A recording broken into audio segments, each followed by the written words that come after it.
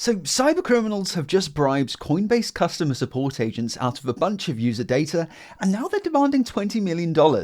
Also in your hacking news roundup, things get embarrassing for a notorious ransomware gang, and why paying a ransom doesn't always make the bad guys go away. But first, Coinbase has done what all good companies do when they suffer a severe data breach, have their CEO make a scripted but seemingly off-the-cuff selfie video conveying a sense of concern but also resilience. Coinbase's boss revealed that some of their customer support agents were contacted by cybercriminals who successfully bribed them out of a bunch of customer data. We're talking things you might expect, like names and contact information, but also images of your government-issued ID, along with your crypto balances and transaction history. The perfect dataset for social engineering scammers wanting to trick you out of your crypto. But it potentially gets a hell of a lot darker than that. Recently, there's been a whole array of kidnappings targeting people with large crypto wallets. Just last week in Paris, kidnappers targeted the daughter of a crypto executive, trying to drag her off the street and into their van. They eventually gave up and drove off. But given this latest breach reveals crypto balances, along with the exact geographic coordinates of where you sleep every night, we might be seeing more headlines like this. The cybercriminals have demanded a $20 million ransom from Coinbase in exchange for deletion of the data, but the company has pulled an Uno reverse card, instead launching a $20 million bounty for anyone who can provide information leading to the conviction of the bad actors. And whilst Coinbase has received a decent bit of praise for their defiance, let's be real, the company offshores a lot of their customer support to countries with low wages, which no doubt will have made them a hell of a lot easier to bribe. And that penny pinching is about to get real expensive for the company because they expect this whole incident is going to cost them somewhere in the region of $180 to $400 million. There is some good news. Coinbase says the stolen data only amounts to 1% of their monthly transacting users, but that is still potentially hundreds of thousands of people.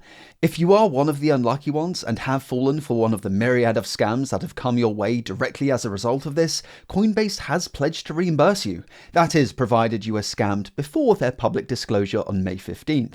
Speaking of your personal data in the hands of bad guys, ever Googled yourself and found your full name, address, phone number listed on some sketchy people search site? Yeah, me too. Welcome to the world of data brokers, a delightful bunch of companies that quietly scrape your personal information from a variety of sources before bundling it up into a profile and selling it off to, well, literally anyone. Marketers, insurance companies, political campaigns, or just some creep with a credit card. But today's sponsor, DeleteMe, helps you fight back. Just complete a quick profile so DeleteMe knows what to look for, and within a week, DeleteMe will send you a personalized report showing which data brokers are hoarding your info. But best of all, they'll start firing off removal requests on your behalf, and as long as you stay subscribed, they'll keep scanning, reporting, and removing that data. So if you want to stop random websites from selling your personal data, you'll be happy to hear that DeleteMe is giving you guys 20% off their eligible plans with my link down in the description, and DeleteMe is also international, serving multiple countries. Just make sure to click the correct link in the description to take back control of your data today. Next up, the world's most famous ransomware gang, Lockbit, has had their dark websites hacked, defaced, and a bunch of embarrassing data released. Lockbit used to be the world's top ransomware gang, not so much anymore. They've fallen off the leaderboard quite a bit since their glory days, but they still remain notorious because of just how much drama they've been involved in. Last year, they were hacked by UK security services, who proceeded to give them a masterclass in trolling. After recovering from the hack, Lockbit's leader wrote one hell of a monologue about how cybercrime brings meaning to his life and that he could never be stopped, following which the FBI doxed him. This didn't stop the gang though. They continue their cybercrime and trolling operations. A few months back, they even wished the director of the FBI a happy birthday. And now, the latest installment in this long-running soap opera saw their dark web admin panel defaced. Don't do crime. Crime is bad. Hugs and kisses from Prague. The hacker left a link to download paneldump.zip. The 27 megabyte dump from the site's MySQL database contains 20 different tables. Most of this isn't very interesting, but there is some spicy stuff in here. Included within is a list of Bitcoin addresses that the gang was using to receive ransom payments, which is no doubt going to be of use to blockchain analysts. We also have a table of the admin panel's users, with passwords you guessed it, stored in plain text.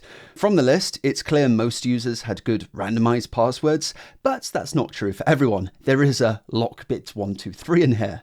But the most interesting thing in the dump is a table of chat logs containing thousands of messages between Lockbit and their victims negotiating prices for those all-important decryption keys. Reading through this, you get an idea of just how desperate some of these people are. These are just some examples I picked out from different conversations. In an interview, Lockbit's leader admitted that the hack hasn't been great for their reputation, but we still don't know who's behind it. However, the same defacement message was recently posted on the dark website of the ransomware gang Everest when they were hacked last month. So clearly there's some Praga vigilante lurking in cyberspace, trying to make life difficult for these cybercriminal gangs. Next up, a lesson on why paying cyber ransoms doesn't always work out. PowerSchool is a cloud-based service that schools across the world use for logging enrollment, attendance, grades. It's essentially what teachers use to run the asylum. And in December, they suffered a crippling and totally preventable data breach. Their customer service portal was accessed by hackers by using a single set of compromised credentials. With no two-factor authentication in sight, our hackers were let right in. And monetizing this access was easy, because as PowerSchool explains, there was a certain maintenance access tool that allows PowerSchool engineers to troubleshoot performance issues. And troubleshooting performance issues apparently includes exporting entire databases. So our hacker was able to simply download the personal data of students and their teachers. Names, addresses, phone numbers, social security numbers, medical data. The hackers grabbed the lot. And we're not talking just one or two schools, but data on an estimated 60 million students, 10 million teachers across 6,500 school districts, mainly in the US and Canada. The hacker, who remains unknown, threatened to leak the entire contents of the breach if PowerSchool didn't pay a ransom. And pay a ransom they did. Exactly how much isn't clear, but given this is a company with a market cap of almost $4 billion, it's unlikely the hackers would let them off with anything less than a seven-figure sum. In return, the hacker sent them a video of him deleting the data, a dubious standard of proof at best, but perhaps enough to calm the nerves of PowerSchool executives. Fast forward to present day, and PowerSchool has learnt the hard way that paying a ransom doesn't always make the bad guys go away. This is a letter from the Toronto School District, which was a PowerSchool customer. Addressed to parents of students, it reveals that whilst PowerSchool did pay a ransom, it turns out the hacker did not destroy the data as promised, and now they're double dipping. The school district has themselves received communication from the threat actor demanding that they also pay a ransom. At this point, there's no saying where this might end. Even if individual school districts did pay up, there's nothing stopping the hackers from going another step down the chain and maybe trying to extort individual students or perhaps their parents. Most of the time, ransomware gangs won't double dip like this because they have a reputation to uphold. If victims get the idea that a ransomware gang's promise to delete their data is just a lie, then there's no reason for them to pay up, and they won't.